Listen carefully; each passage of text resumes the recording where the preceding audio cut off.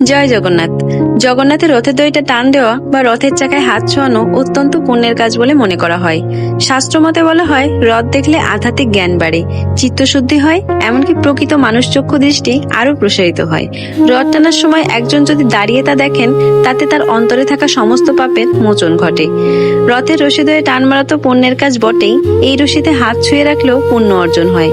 রথযাত্রা উৎসবে শুরু থেকে শেষ পর্যন্ত কেউ অংশ নিলে এবং এই সমস্ত আচার উপাচার পালন করলে সারা জীবন জগন্নাথ দেবের আশীর্বাদ তার উপরে বর্ষিত হয়। শাস্ত্রমতে বলা হয়, রথযাত্রার দিন বিষ্ণু শাস্ত্র এই শব্দটি উচ্চারণ করলে শ্রীহরির কৃপা লাভ হয়। জগন্নাথ দেবের রথের নাম নন্দীঘোষ, বলভদ্রের রথের নাম তালধ্বজ এবং সুভদ্রা দেবীর রথের নাম দর্পোত্তোলন। রথযাত্রার দিন জগন্নাথ দেব, বলরাম এবং সুভদ্রা মাসির বাড়িতে যান।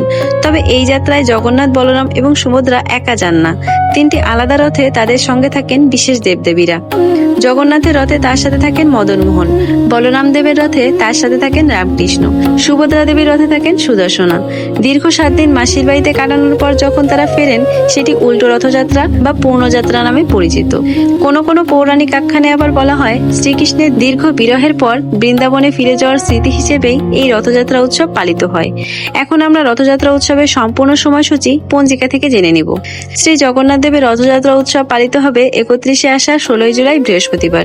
আগের দিন 30শে আষাঢ় 15ই জুলাই বুধবার দ্বিতীয়া তিথি শুরু হচ্ছে দুপুর 1:47 থেকে এবং পরদিন 31শে আষাঢ় 16ই জুলাই বৃহস্পতিবার দ্বিতীয়া তিথি থাকছে সকাল 11:46 পর্যন্ত। শ্রীধাম পুরীতেও এই দিনেই রথযাত্রা উৎসব পালিত হবে। এই পূর্ণতিথিতে যারা বাড়িতে পূজা অর্চনা করতে চান বা কোনো শুভ কাজের শুভারম্ভ করতে চান, তাদের জন্য শুভ সময় কি থাকছে? মাহেন্দ্র যোগ থাকছে সকাল 5:56 মধ্যে। এর পরবর্তীতে সকাল 9:23 থেকে শুরু করে সকাল 11:16 মধ্যে। এই সময়টি অত্যন্ত শুভ সময়। এই সময়ের মধ্যে আপনারা যে কোনো শুভ কাজ করতে পারেন। অমৃত যোগ থাকছে দুপুর 3:42 থেকে শুরু করে সন্ধ্যা 6:23 মধ্যে। আবার রাত্রি 7:04 থেকে শুরু করে রাত্রি 9:13 মধ্যে। এর পরবর্তীতে রাত্রি 12:04 থেকে শুরু করে মধ্যরাত্রি 2:12। এর পরিবর্তে ভোর রাত 3:37 থেকে শুরু করে ভোর 5:05 মধ্যে। রথযাত্রা থেকে ঠিক 7 দিন পরেই পালিত হবে উল্টো রথযাত্রা বা শ্রী শ্রী জগন্নাথ দেবের পূর্ণযাত্রা। 7ই শ্রাবণ 24শে জুলাই শুক্রবার দিন এই দিনেই পড়েছে শ্রী শ্রী জগন্নাথ দেবের পূর্ণযাত্রা বা উল্টো রথযাত্রা। রথযাত্রা থেকে শুরু করে উল্টো রথযাত্রা পর্যন্ত এই যে 1 সপ্তাহ সময়, এই সময়ের মধ্যে যে শনি এবং মঙ্গলবার পড়ে, সেই 2টি দিনেই বিপত্তায়নী ব্রত পালন করা হয়। এখন জানবো বিপত্তায়নী ব্রত এবছর কবে পালন করবেন।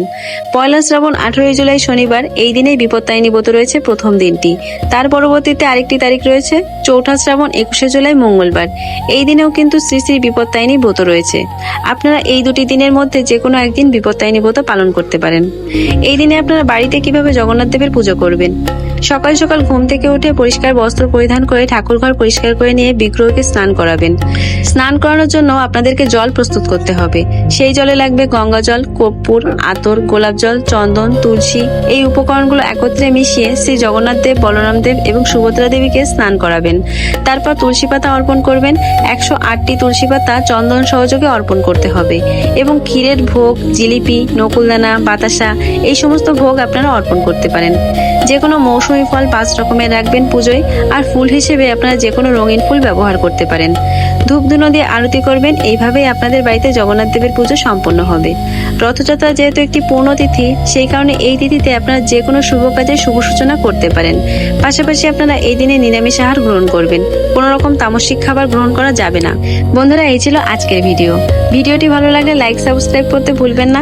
দেখা হচ্ছে নতুন ভিডিওতে খুব শীঘ্রই। ততক্ষণ সবাই ভালো থাকবেন, সুস্থ থাকবেন। হরে কৃষ্ণ।